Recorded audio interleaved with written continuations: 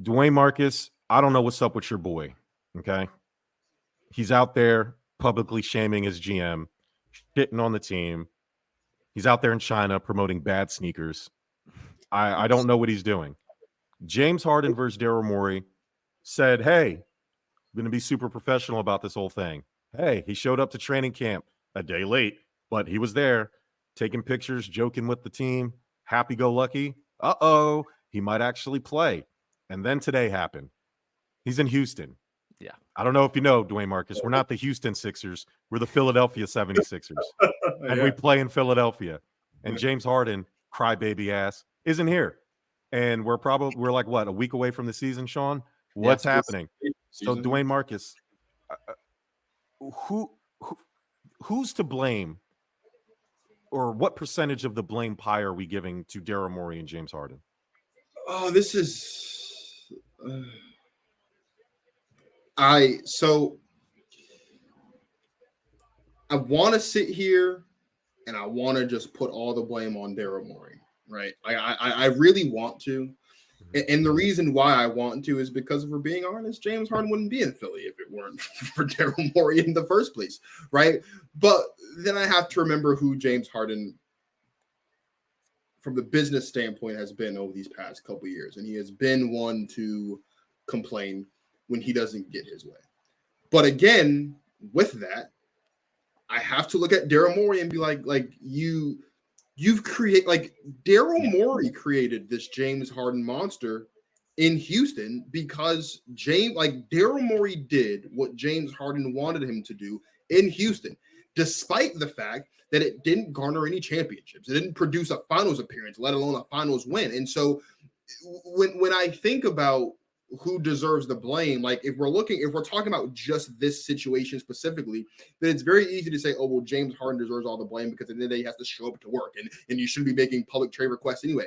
But you have to think about the relationship of James Harden and Daryl Morey. This didn't just start. This isn't a superstar player meeting this GM for the first time. This stems back from Houston, and in Houston, Daryl Morey gave James Harden whatever he wanted to do. James Harden showed up late all the time in Houston. He did what he wanted to do in Houston all the time. The reason why it wasn't a problem in Houston wasn't because they were winning. It's because without James Harden, they wouldn't be doing anything. And so when you couple that with what we have now is a situation where, sure, James Harden wanted to come to Philly because it was Daryl Morey. And sure, James Harden wanted to come to Philly because of Joel Embiid. But now we have another situation where, yet again, James Harden's not getting what he wants. The difference is, this time, much like in Brooklyn, he's not the face of the team. And so Daryl Morey isn't just going to bend to the will of James Harden in Philly the way that he did in Houston, because this isn't this isn't his team. It's Embiid's team. Now, Joel Embiid needs to start acting like it's his team, and maybe they'll get out of the second round. But the blame, I feel like, all the way has to be on Daryl Morey, because Daryl Morey created this monster when they were together in Houston. If Daryl Morey would have been firmer with James Harden and not letting him do whatever he wanted to do, then we wouldn't be in a situation now where we're talking about a situation where potentially James Harden could end up on his fourth team in 5 years, or his fourth team in 4 years, whatever it is, because he's spoiled. And when you have a spoiled child, and you tell that spoiled child no one times, it ain't going to go over well. So that's what this is. I feel like this isn't just a Philly thing. This stems back in Houston, and because of that, this is 100% all Daryl Morey's fault, because he created this monster. You said it perfectly. Yeah, I mean, you said it perfectly. He's a spoiled kid who's turned and grown up to be a dickhead because he's always gotten his way. I mean, he wants now to go to Clippers, and now Daryl Morey doesn't. He's gonna do what he's gonna want to do, what's best for his team. Like, he extended his own contract, right? Like, yeah. What did you expect? Like, did you think, oh, I'll extend my contract and immediately get traded to Clippers? Yeah, that's exactly what he expected. Like, well, and then now and I'm just saying, because you look at even like with the Dame trade, immediately he's like, oh, I want to go to Miami. It doesn't always work like that. Mm-hmm. You know, the GM has a lot more say to it too. You know, they got to make money too. They got to make a good team. They're on the hot seat just as much as you are. Like, matter of fact, they're on the hot seat more, especially Daryl Morey. this team didn't do much in the playoffs. He's looking at all of his options. He's finally putting his foot down. But I think it is technically on Daryl Morey because, like you said, he created this monster. And at the end of the day, he's a responsible one for why he's acting the way he is. I mean, calling him a fucking liar. Is that what he called him? Yeah. He said he's he's a fucking liar, and I'll never play for him again. Yeah. Whatever, man. As he's under contract. Right. I mean, what do you expect? Yeah. Yeah, I mean, you guys nailed this here. This is a deeply rooted issue. This goes well past a decade of the entire context of this situation. To speak on this specific situation with his contract with the Sixers right now, it's 100% a James Harden cause situation, but the Sixers have handled it, and Daryl Morey has handled it about as poorly as you possibly can. That we knew that this was kind of building, that this was going to be an issue. James Harden was in a difficult place, that he's still a very good basketball player, but he's no longer the superstar that he was, that you don't get these free passes when you're just a very good basketball player. It's easy to do when you're the MVP of the league and leading these scoring titles to say, it's okay when you're a little late, or it's okay if you want to stay in Miami an extra night. But it's not as easy when you were the debatably third best player on the team, if you want to include Tyrese Maxey in this mix here. And then when we talk contract, this is where I have an issue where I think the James Harden-Daryl Morey relationship was destined to blow up. It was perfect for near a decade, that he was exactly what was needed in Houston when we talk about the three-point approach, the isolation basketball, the space and pace, the way that they played. James Harden was one of one for being able to fill that role, and Daryl Morey was glove in hand for the way they were.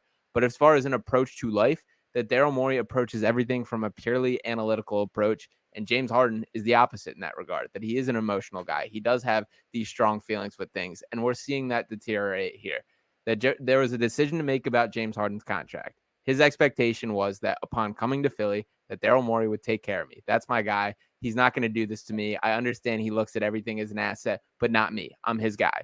And then Daryl Morey turned around and said, dude, you're not worth a 5-year max contract at this stage in his career.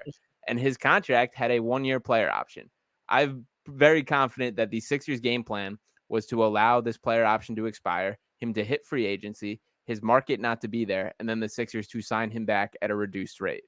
In a business perspective, that's a brilliant move by Daryl Morey. But how do you not know this guy for the past decade and not expect this to blow up when that's the context of the situation? So James Harden, to his credit, kind of sniffed that out and said, you know what? Well, I'm opting into this player option. I'm locking myself in for $35 million, which is more than he would make on the open market. And then said, and I'm going to be traded to the Clippers now.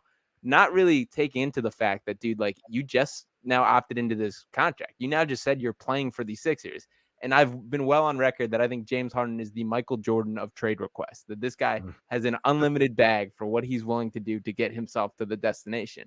But he's now stuck in between the rock and the hard place of the problem is the Daryl Morey has a set value for what James Harden is for what improves the Sixers. The Clippers have a different perception of that, and it also kills all leverage by James Harden specifically saying, I want to play for the Clippers. This guy's on a 1-year deal. He's going to be a free agent at the end of this year one way or another. So if you're another team, why are you going to make an offer if you know this guy wants to be in LA anyway? And if you're the Clippers, if you know this is the only team that he wants to get to, why are you upping your offer? Why are you bidding against yourself? So now for James Harden to continue causing a tantrum, to not show up, why also would the Clippers be looking at that and say, oh yeah, that's totally the guy that we want to bring into our organization right now? So I kind of just see this being a mess. They're all to blame. It all sucks. I don't see any way where this works out well for either side. But it's just a really shitty situation overall. Dwayne Marcus, who said 2 years ago when all this grumbling in Brooklyn about James Harden wanting out and his list of teams, what did I say the Sixers should absolutely not do? Trade for James Harden. Trade for goddamn James Harden. Because this is what he is. Mm-hmm. Never mind the fact that he's a perennial loser, stat patter in Houston. Don't talk to me about everything he's done out of 60-point games and all this nonsense. How many of those were in the NBA Finals? I'll tell you, 0. All right. No, I don't care about how many points he can score. He is of this Steve Francis, Stephon Marbury, Carmelo Anthony cloth. You are a street baller pretending to be an NBA player. If I'm playing pickup games, James Harden, you're the number 1 pick in the league. Great. I know you can score a lot of points. Russell Westbrook averaged a triple-double for 3 seasons in a row. and none of it were in games that particularly mattered. When stats do not matter if they do not translate into winning. James Harden is a loser.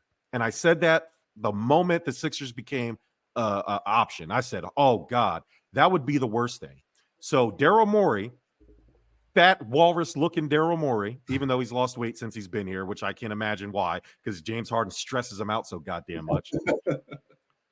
It's from all the pacing he has to do around his office. Daryl Morey, who looks like he sells volcano insurance on the side, said, hey, Brett Brown, Elton Brand, I too can also win 50-plus games with the Sixers and lose in the second round. Get out of here, because we're not any better than we were when they were in charge, so we might as well have kept them. Even though we've had way better teams with Brett Brown and Elton Brand, and we should have just let them continue to do what they do. But no, Daryl Morey got in here, and we had a trade package for Tyrese Halliburton and Buddy Hield. And you know what we wouldn't have had to do? We wouldn't have had to give up Andre Drummond and Seth Curry to get them. And we could have had Tyrese Halliburton, Buddy Hield, Drummond, and Curry for Ben Simmons and possibly Matisse Thybulle. And we could have won. We would have been way better off because those pieces fit. I do not know how the Sixers can look at the Golden State Warriors, can look at a team in the own conference, the Milwaukee Bucks, look at who, because of the MVP candidates, our biggest rival in the Denver Nuggets, and think, hey, let's do something that worked 10, 15 years ago and just get a bunch of good superstars, top-heavy teams, and try to win a title. That doesn't work. You need a deep team. You need at least one star and one facilitator, which the Sixers have in Maxey and Embiid, and you need a bunch of shooters around them because that's how Milwaukee's got it done. That's how Miami's been so relevant. Everybody makes fun of Miami. They've been the 8th seed twice and made it to the finals twice. It's exactly how the Nuggets do it. They don't do it by spending money on big free agents. And Daryl Morey's doing it again. And the fact that he's let this James Harden situation fester and hiding it and camouflaging it of, I'm only going to do what's best on the team. You just did this with Ben Simmons. You kept him around. This guy's walking around with cell phones in his pocket. You're letting him not show up to practice, show up to practice. So now your team and your brand new coach now and Nick Nurse, who's trying to change the culture here, we have to answer questions about James Harden, just like the team had to answer about Ben Simmons. And you're not going to sit there and tell me that that didn't affect the team's season. You're not going to tell me that didn't affect the team or the players in any way. Nobody wants to come to work and deal with that shit. So no, what you do, Daryl Morey, is take responsibility. Tell James Harden to sit his ass home. Because guess what, James Harden? Sean's right. The Clippers have no incentive to up their offer. I know the Sixers want Terrence Mann and some pick swaps and salaries and all that good stuff. If I'm James Harden, I'm looking at Steve Ballmer and I'm saying, hey, you have 2 injury-prone superstars. You're having a brand new arena in Inglewood. I can be that guy to sell you tickets. Put Terrence Mann in the deal. Steve Ballmer's like, no. Like, why would I do that? Because, yes, I can sign you at the end of the season. And guess what? Now you've publicly made it known you only want to come to me. I'm not going to have the money to pay you the max dollars that you want. The only way you're going to get a max contract is through a trade. And unfortunately, that trade ain't going to go. And the Sixers and Daryl Morey knows that, which is why they're not budging. And they want Terrence Mann so they can get those picks and probably flip Mann to get an all-star caliber player halfway through the season somewhere, which I think is also a terrible strategy. I believe heavily in addition by subtraction. Get rid of him for whatever you can get rid of him for. I don't care if you send him to Orlando. Bring Markelle Fultz back. I don't give a shit. I'd fucking take Ben Simmons back. I can't believe it. Anything, literally anything. I saw Ben Simmons hit a turnaround jumper in a preseason game. That was pretty nice. Sean, don't fall for it. I have it. Yeah, I know. They were showing I almost fell for it, and then I looked at the stat line. He had like 6 points. I'm like, he had 8 turnovers. He had 8 turnovers in a preseason game. In a preseason game versus the lowly. Ben Simmons hit a 3-pointer against the Guangdong Sharks a couple years ago. And you see where that got. I know. Yeah, I know. It's ridiculous. Yeah, it's very embarrassing that Ben Simmons hit a 3-point that Joel Embiid and Jimmy Butler begged him to shoot in an expiring clock, and he made it, and the arena erupted like we won Game 7. That's embarrassing. Yeah. And I'm being facetious. I don't want Ben Simmons back in the Sixers uniform, but like that's how frustrated I am with the James Harden situation, partly because I never wanted him here in the first place because I could see this a mile away coming. But now Daryl Morey has us in the situation again. And I just don't think it's right. So Sean, to close us out, what's going to happen here? What do you think is going to happen with James Harden here? So for starters, neither Daryl Morey nor James Harden are guys that I would recommend playing hardball with. That I think both of them are guys that aren't changing their minds when they dig their heels in. I think these next couple days are going to be pretty telling. Either Daryl Morey finally rolls over and says, whatever, just get out of here. My personal take is I would say, James Harden, just stay away from the team. We'll trade you when the opportunity is right. We're going to build our team here. Just basically stay out of here. We'll make it happen when it happens. I think Daryl Morey's still going to have his heels dug in on having his set value. And by the way, if you're James Harden, you should feel so disrespected that Terrence Mann is the sticking point of a deal. Like, no disrespect to Terrence Mann, but like that's like a 7th or 8th man in a rotation, and they won't trade him for James Harden. Like, this is the team you want to go to, is valuing Terrence Mann that highly over you. So I do think that the Daryl Morey is going to continue with this analytical approach of, I'm not quote unquote losing the deal, when you're risking losing the team, because these are still human beings. These are still players, and they have to deal with this constant stuff of having a microphone shoved in their face saying, what's up with James Harden? What's this?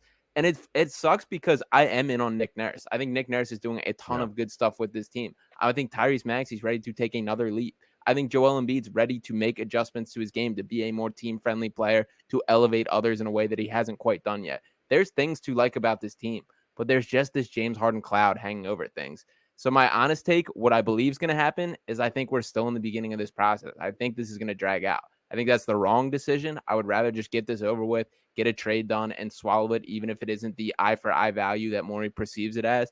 But I do think, unfortunately, we're still at the beginning of this, and there's a huge chicken fight that we're just going to have to stick it out. Hunter, I'm here. What do you think? Do you have any opinions on the James Harden? What do you think is going to happen? It's interesting because, something that nobody's talking about, and an angle I'd like to just quickly glance over is this will be the 3rd team that James Harden and Russell Westbrook will be on if he gets traded to Clippers. It's true. Yeah, that's hilarious. And honestly, I think at this point, I'd rather have Russell Westbrook. Yeah, he's cheaper. Yeah. He's a better teammate. Yep. And I don't know. I just feel like James Harden at this point in his career is more trouble than he is an asset. Yeah. Yeah. Because you look at what he did in playoffs last year. One game, sure, he put up 42 points, and the next he put up 9 in a conference series game. Like, this is Hold on. to be. I got something for you on that. If you listen to James Harden talk about the timeline of events, I wholeheartedly believe James Harden tanked that conference finals game. I think he knew that Daryl Morey wasn't going to do it, because he said that before the playoffs started that they had this conversation. So I think he knew that it wasn't going to go down, and I think he tanked in the finals. I believe that. There's no way I can prove it. Just following the tea leaves. I believe I don't disagree there, and I also cannot confirm that Harden may have hosted a party before Game 7 as well. But also, like, if you're James Harden, that's such a loser outlook. Like, dude, if you ball out for entire playoffs and take these Sixers to a championship, there's a blank check waiting for you. Like, exactly. Play yourself into a deal if that's how you feel. Don't throw a hissy fit and throw it away in the way that he did. Like, you had a perfect opportunity to not only create like this put yourself in this financial spot, but totally rewrite your legacy. Just go do it. And he didn't. And that's the most frustrating part. And to your Russell Westbrook point, they're very different basketball players, stylistically for sure. But what I respect about Russ a ton is he swallowed his pride in a way that Harden simply won't do. That Westbrook's willing to do whatever the team needs, be a positive energy guy, make his mark wherever he can.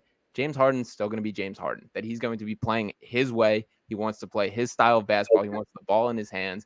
And I don't think that's ever changing. And I think these Sixers were the best chance of that possibly changing. And it's very clear he doesn't want to be a second fiddle, which is crazy at this stage in his career. Dwayne Marcus.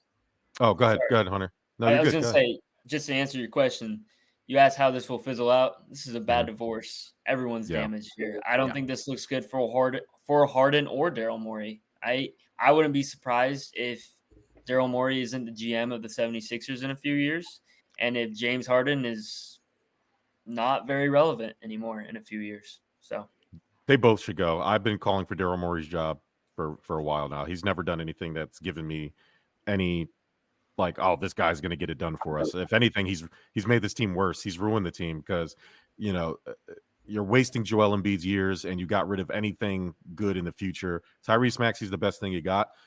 Flip James Harden for 2 shooters. I would be perfectly happy. You know, this benefits Tobias Harris. This benefits all the team ball aspect. This is addition by subtraction. You don't just grab 2 shooters and just let's go. Dwayne Marcus is the face of the league. Sabrina Ionescu beating the Aces, or what's happening here? You look stressed out over there. Not the face of the league. The Aces are up 70-69. There's like less than 40 seconds left. Okay, so good. Hey, don't be upset because the Aces are great. I do want to say this though about James Harden, and I think this is just important. And this kind of came up a bit with Carmelo post Knicks and how there are a lot of people saying like, oh, like, you know, Melo didn't want to take a back to anybody. And then Melo did like that interview on First Take where he was like, that couldn't be further from the truth. I was just lied to. So it's like kind of like what Harden is saying, except Harden's being a baby about it. But now that there is like that second, now that they've got like these tax aprons now, where like you can only have a certain number, like you only give us like Harden's gonna learn real quick, very soon as the end of this season, that what his value is in here is not what his value is outwardly. And it's not because of what he does off the floor, on the floor, because on the floor, if I'm not mistaken, he averaged what, like 20 and 10 this year or this past season. Like he did the NBA in assists, like, he led the NBA in assists, right? Like he played good basketball for what he can do at this point in the league. I know a lot of people were talking about blow by percentage and all this other stuff. Like, dude,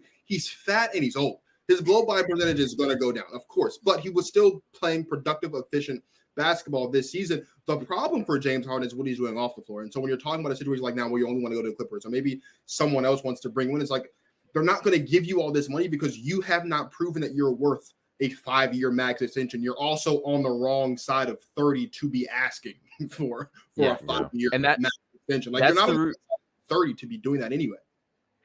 That's the root of all of this, is he's not worth what he thought he was worth, and now he's throwing a hissy fit at everyone that'll listen. That not only the Sixers are not the only team that would not have handed him a max contract. That if he entered free agency, there wasn't a single NBA team that would have been giving him anywhere near that offer. He tried to drum up the interest back in Houston, and that check that was seemed to be written for James Harden was cashed by Fred VanVleet, which should be another moment, which is a huge slap in the face to James Harden. So that's the root of all of this, is that he just is not worth what he thought he's worth, and now he's taking it out on everyone. If the best case scenario for, I guess, James Harden, Sixers fans, and Daryl Morey is James Harden, just play out the season. You're going to be a free agent. You're not going to get the max. Accept that.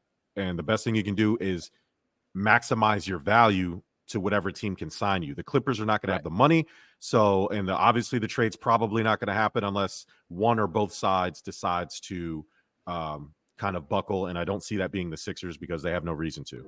So, yeah, James Harden, the best thing you do is just come to the team. It's not like you have to talk to Daryl Morey. Just play and get the fuck out of here.